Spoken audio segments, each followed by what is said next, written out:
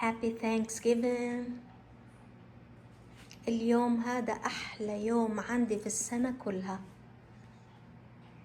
جهزت الطاولة، بدي أروح أغير أوعي وناكل. خليني أفرجيكم ما أفتح كل إشي. صار لي بطبخ من الساعة 8 الصبح دنيا العصر هلأ. المنيو تاع Thanksgiving طبعا التركي،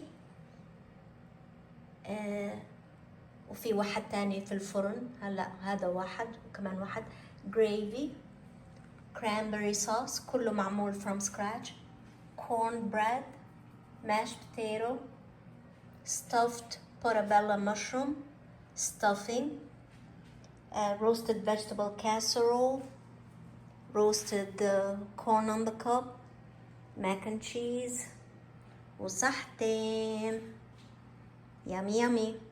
السالد والديزرتس على الناحية الثانية، بس أنا I'm running out of time. بدي أروح أغير أوعي وألبس، بدي أجهز الضيوف جايين على وصول.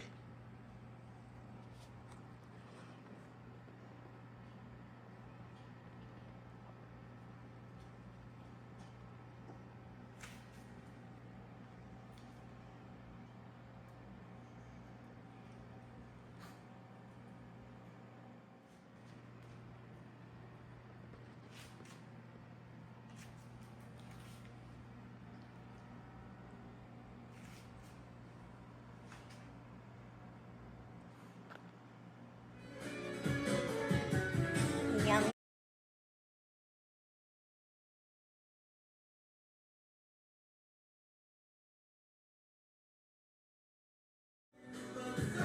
الطعمات رهيبة رهيبة رهيبة عن جد. في أيام مثل هيك يا بنات الدنيا حلوة ومطر ومطبخ نظيف وما بدي أطبخ، بس بدنا ناكل إشي من البيت. دايما بخلي عندي في الفريزر برا أشياء معينة، بس هي اللي بجيبها من تريدر جوز. ما بحب أجيب كل إشي من عندهم، بس في أشياء معينة دايما بجيب. عندي في الفريزر اللي برا معبية من الأشياء هاي. دايما عندي كباب وفلافل، كله هذا من تريدر جوز. سمبوسة. ما بحب الدجاج ولا اللحمة، بحب الخضار.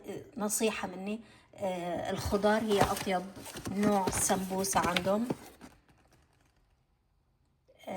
والخبز البلدي، هذا الخبز المصري، الخبز اللي هو الساوردو، عيش بلدي مصري زي اللي كنا بناكله في مصر بالضبط بالضبط. وللتحلاي كمان من عندهم بجيب بقلاوة البيستاشيو، الفستق الحلبي. بخليها هاي، بتطلعيها من الفريزر، بتخليها لما تسيح تماما من الثلج وبتاكليها. ما تسخنوها في الميكروويف، تخرب، ما بتطلع طيبة بالمرة. خلوها تسيح تدوب في درجة حرارة الغرفة. وهدول أحسن طريقة تعملوهم فيهم. خليني بعملهم هلأ قدامكم. إنكم تحطوهم في الإير فراير، مش في الفرن، في الإير فراير. أنا عندي الفرن تاعي هو في عنده إير فراير لحاله، فبشغلها على أعلى درجة 425، بخليها تحمش وبحطهم لمدة 10 دقايق يكونوا حلوين استووا محمصين. وأنا عندي رز، شاركتكم الوصفة قبل هيك أو راح أشارككم إياها يوم السبت. فبسخن معهم رز. واللي بتحب من البنات خبز على جنب، البنات بحبوا الفلافل مع خبز، بيعملوا هيك ساندويشة مع صوص طحينة وشوية صوص، مع طحينة صوص وشوية سلطة هيك يعني. وأحيانا بنات والله بس خلوه هذا سر بيننا، بعمل عزايم من هاي الأكل.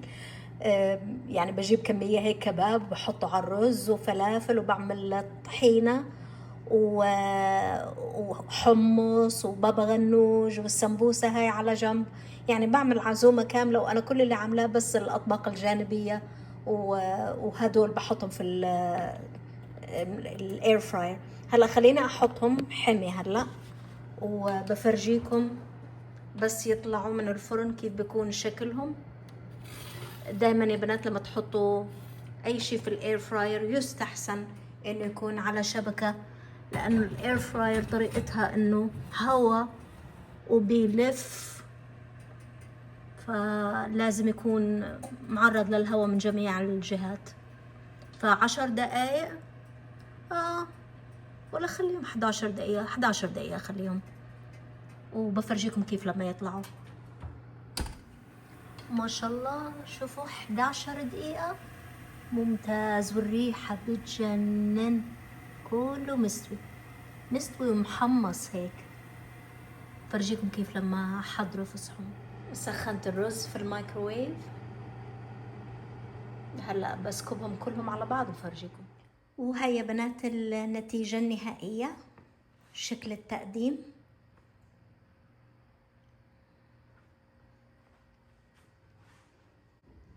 شايفين كيف؟ شايفين كيف؟ اشي مرتب حلو. حطيت جنبه لبن وصوص هاي للسمبوسة،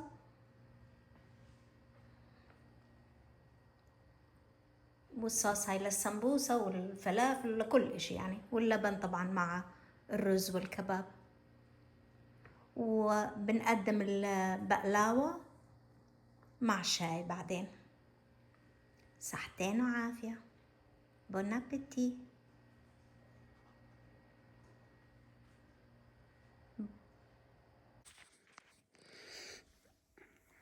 قاعدة عندي المراية الكبيرة اللي بتكبر، وبشوف منخاري قديه كبر وقديه صغر، فقلت بالمرة بطلع في المراية بطلع كل العيوب فحطيت ماسك تاع الشاركول الفحم،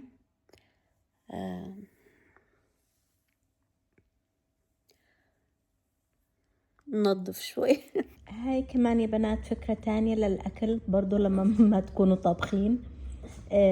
جبت من والمارت روتسري تشيكن، وقطعت لي شوي من الصدر، وحطيت لي